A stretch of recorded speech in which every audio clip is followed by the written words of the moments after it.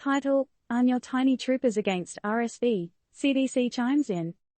TLDR. The CDC has just given the green light for an all-new drug designed to shield your little nippers from RSV, a gnarly respiratory virus responsible for tens of thousands of hospitalizations yearly.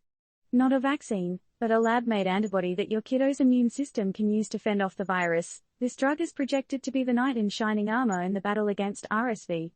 But hold up. Is it really the savior we need? Story. Can you believe it? Infants, those tiny bundles of drooling, gurgling joy, are being called to the front lines of defense against a respiratory virus that turns a runny nose into a hospital visit for far too many.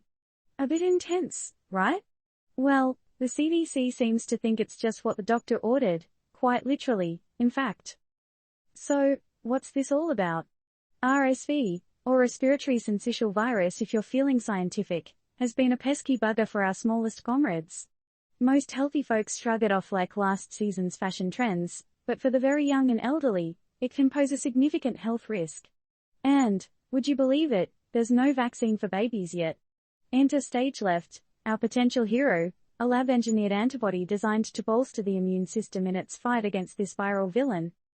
Developed by AstraZeneca and Sanofi, this wonder drug, known as Bifidus, is anticipated to be ready for action come fall, just in time for RSV's peak season. Yeah, viruses have peak seasons too, who knew? And it's not a moment too soon. Every year, 58,000 children under 5 are hospitalized for RSV in the US alone, with several hundred sadly losing the battle.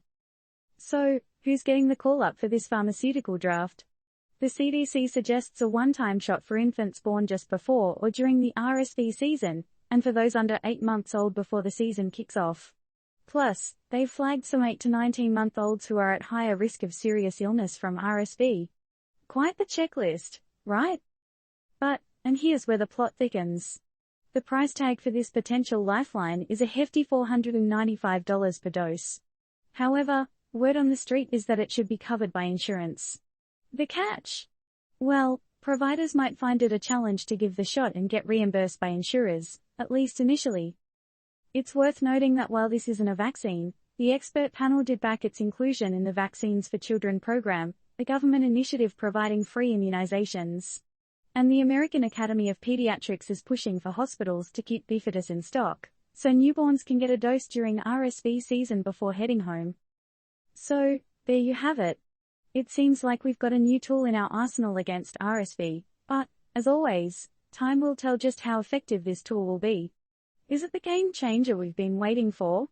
Or is it just a stopgap measure until a true vaccine can take center stage? Question. So, friends, are you ready to enlist your little ones in the war against RSV with Bifidus, or do you think there are still too many unanswered questions?